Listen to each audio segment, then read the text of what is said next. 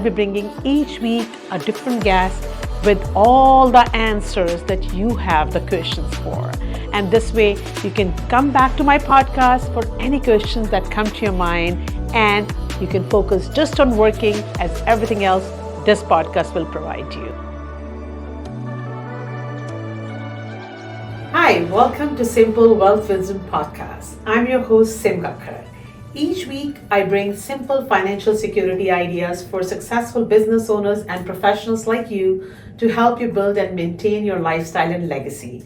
As I work with business owners and self-employed professionals, I see a lot of them are always looking for tax advice, accounting advice, legal advice, estate planning advice, and investments advice.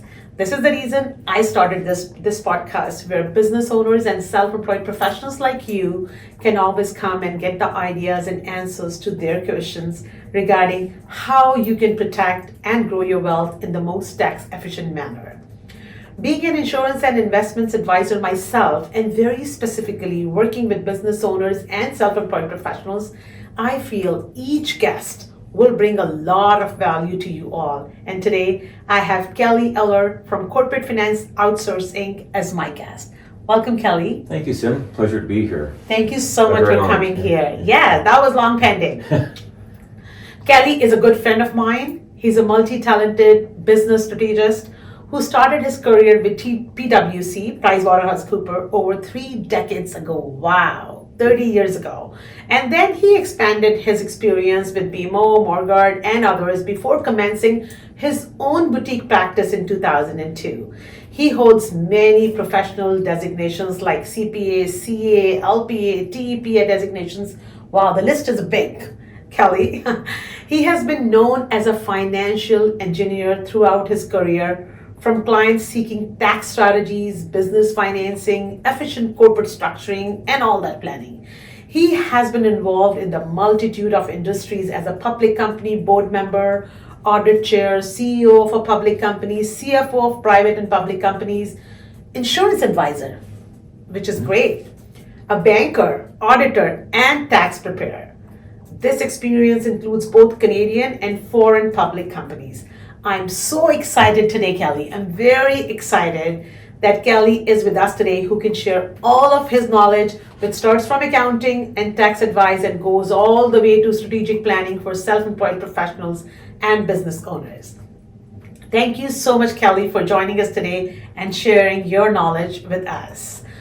Since you have so many designations, you are an accountant, strategist, tax planner, insurance, and then TEP, which is another very good designation, and I'm a very big fan of that. I want to ask you, what makes you so unique in insurance industry?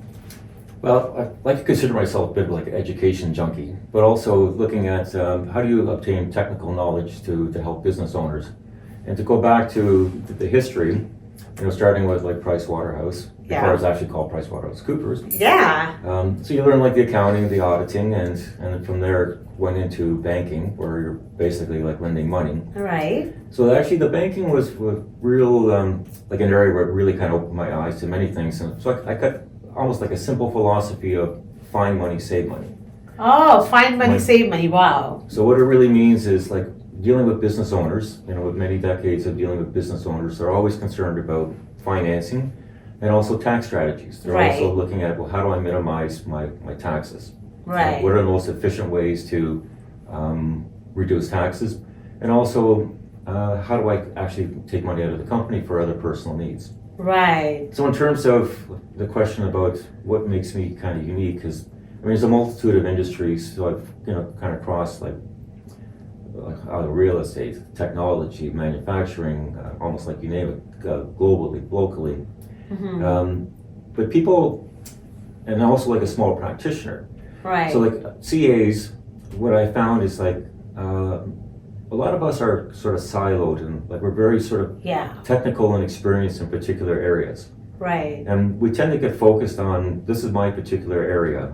Mm-hmm. So like on the, like a lot of like the mid-size or the accounting firms or tax practitioners, in my experience, they're very focused on making sure that they're great tax people, great advisors to their clients. They do a great job on the taxes. But sometimes the insurance aspect is not high of mind on with a lot of like the practitioners.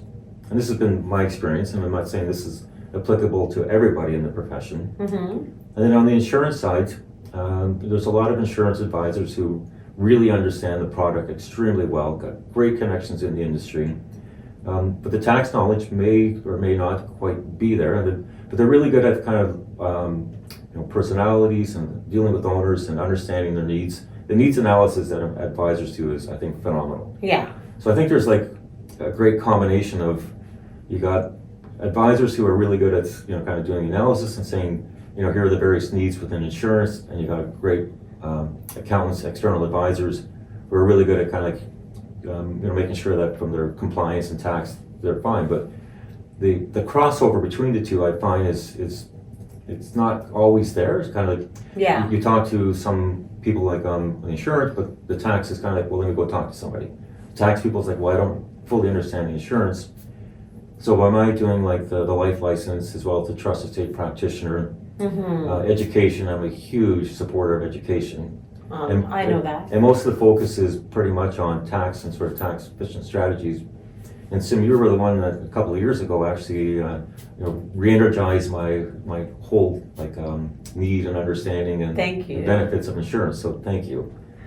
So what makes me different is, I think, having like the technical knowledge of both sides, and then the practical business relationship side with companies, and the fact that having worked with companies globally, multitude of cultures and people, gives me like another kind of unique aspect that kind of makes me a little bit different than that's very right. And you know what, like he just said that he's an education junkie, and I know him very well. The kind of knowledge and the kind of I think the wisdom, you very rightly said that you are an engineer, financial engineer, so you know exactly a lot of things. And that's how I think that ever since I know you as a friend, as a professional, I've worked with you on many clients, and I think the knowledge you bring is actually wonderful. And I'm so happy you're sharing directly with the viewers, with our audience, and that's something wonderful. Yeah, thank you. So Kelly, you're very welcome. You hold the designation of an accountant as well as the designation of trust and estate practitioner, TEP. How do you use this knowledge in the insurance industry? Because, being an insurance and investment advisor myself, I feel whenever I'm doing needs analysis, or whenever I'm doing the planning, or using insurance for the tax saving strategies, I always look for client's accountant. I always tell client to bring their accountant in. I always tell them, okay, I want to speak to your estate planning lawyer. But you have all that knowledge as well, because CPA, CA, TEP, all those designations, and then using it in the insurance industry. So I just want to know, how do you use it in insurance industry in particular? Yeah, I think a lot of that really came through my banking years, where to give like a little story about that process where you're lending money to companies, and you would get like monthly reports, financials, and at the end of the year you get like a final statement from the external accountants, and the profits disappeared. Right. And it's like, oh, well, then you ask the question, well, how come? And it's like, well, taxes. So like it's like no matter what you do, whether you're doing like M&A transactions or whether you're doing financings, taxes always come into play. While you're alive or you're dead. Always. Yeah. So from the insurance perspective, that sort of drilled into my head, like everybody wants to know about taxes. And then when you're looking at families, when you're looking at a holistic view for a business owner, because a lot of times they started the company with $10, $1, $100 of share capital. And they've built up a business. Worth millions. Now this business is worth millions. So now they have an issue in terms of, you've got your estate planning aspect. Do they have family? Do they have children? They've got basically a liability aspect within the value of their company. Yeah. So the insurance aspect is kind of like, okay, do you have like an estate planning need? Right. So from a tax perspective, it's like, if the person passes away, sure, you got rollovers to spouses, but if you don't have that, ultimately there's a tax bill. Yes. So the insurance is a beautiful way to effectively cover off a future tax bill. So the estate planning aspect, I think, is very critical for companies, and even for owners who have say portfolios of investments that they've held for years with unrealized gains that have accumulated. And you could take an argument, say somebody at Microsoft from 20 years ago. You can imagine what kind of they've gone. Yeah. So the insurance will kind of take care of those needs in terms of the tax liability on that. So that's like a huge element that I look at. I know, and you know what, Kelly, so many times I know that when I talk to accountants, they know accounting so well, but they don't know much about insurance because that's not their field. Yeah. Like, we've gone through insurance, we've taken so many courses, and we keep upgrading ourselves, we keep learning more and more. It's a rare combination that you have that knowledge, and that can really be very helpful because you understand from the estate planning point of view, tax point of view, and again, how to save your assets using insurance, right? So wonderful. Now, what are the problems that you see most business owners and self-employed professionals have, or should they be concerned about? What do you think that they should be concerned about? You did mention a little bit about the tax on death, or if somebody's got Microsoft stock and like where they have reached now, or if there is a next generation entering into the business, or there's a buy sell of the business. What do you think the main points are there? Well, there's a couple things. We talked about like just the estate side of things. Yeah. You mentioned M&A, like if somebody's selling a business. Yeah. And I think there's one area on the M&A side. M&A is with mergers and acquisitions. Yeah. If an individual sells a company, a lot of times, like particularly this is in Canada, they call what's called like a rollover. They basically they sell their shares and get shares of whoever bought them. Right. So now you have this shares that are basically you've not realized any kind of gains. So now you have, like again, you've just transferred a liability, and people don't really think about this. They've sold a company, and it's like they've got this huge future liability. Right. But then there's other aspects of the insurance that owners don't think about, or they might think about, but they haven't thought about it in terms of an insurance perspective. Like for example, for retirement, in terms of how you can utilize insurance to effectively create like an investment. And being like not a very good investor myself, trying to achieve 10+% returns per year is challenging even for the best in the industry. Yes. So with when I look at permanent policies where you can actually put excess cash into a policy, yes, and earn funds basically tax free. Everything grows tax free. Everything grows tax free, accumulates in a policy. And you're not, think of it like a TFSA on steroids. On steroids, very rightly said. You could put a lot of cash into a policy. If you're earning 6.25% tax free. Yeah. After tax. After tax. Yeah. So like if you want to earn that after tax, then you've got to earn like 10-11%. Yeah, before taxes to equalize. Yeah, that's right. And that's something coming from an accountant and understanding this side of insurance is a unique combination. I think it comes back to my first question again. How are you unique? So this is your unique ability, I would say that. Yeah. That's really right. We know that you, with your tax and estate knowledge and integrating that with insurance, you create many strategies for the business owners. And you and me keep talking about that. I would like you to tell us what are the benefits of life insurance strategies from the eyes of a financial engineer like you. I know you mentioned something about, business owners can put the retained earnings in the policy. Business owners can use it for the retirement purposes. They can borrow against it for the investment. So what do you think as a financial engineer, how this can be used? What are the benefits of this strategy? Well, with the strategy, one of the areas is you've accumulated funds. So first of all, if you're a corporation, so if you're like a private corporation in Canada, typically your tax rate is 12.2%. If it's less than $500,000 of income. It's less than $500,000 of income. Yeah. So a lot of companies, the income is less than $500,000. So from an efficiency utilization of money perspective, it's cheap money. Cheap money, People, it's like I always say to people, don't expect to pay zero tax. Yeah. 12.2%, are you happy with 12.2%? And most people say, I'm good with that. Yeah. So then it's a question of, okay, how much can I accumulate into this policy with this cheap after-tax money? Now you've created a significant cash component within your business, and it shows on your balance sheet too. Yeah. So now you see it on your balance sheet as an asset. As an asset. Yeah. For the if you go to a bank, they can look at it and see they got this cash value for the policy. Yeah. Then as an owner, then it's a question. Okay, now I've got this cash accumulated there. Do I need it now, or can I just continue to put money into the future? So if you continue to put it in for the future, then that could be like your retirement funds down the road.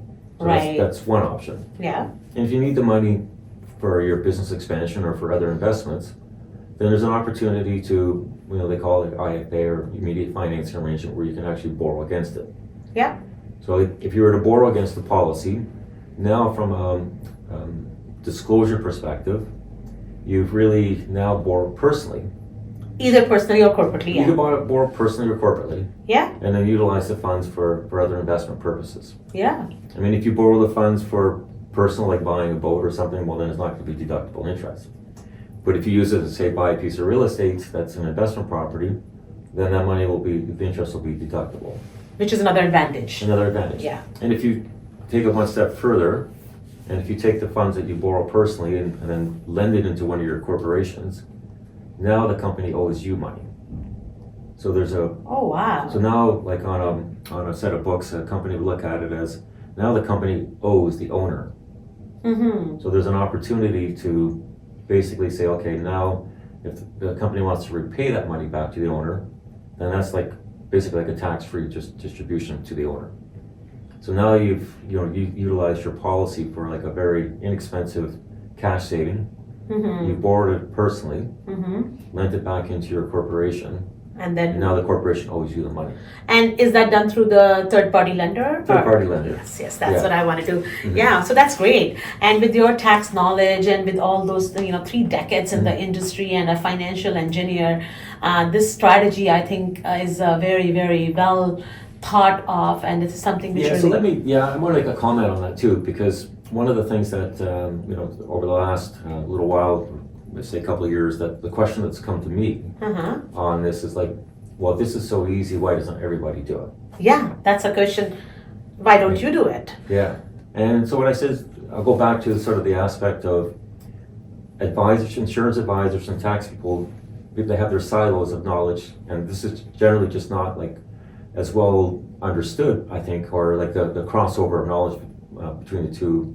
Mhm. I'm not saying everybody, but by and large. Yeah, And people get a little confused in terms of the borrowing structure and the utilization of cheap after-tax money within the corporation. So from that perspective, it is unique, and also we're not talking about like a large part of the population.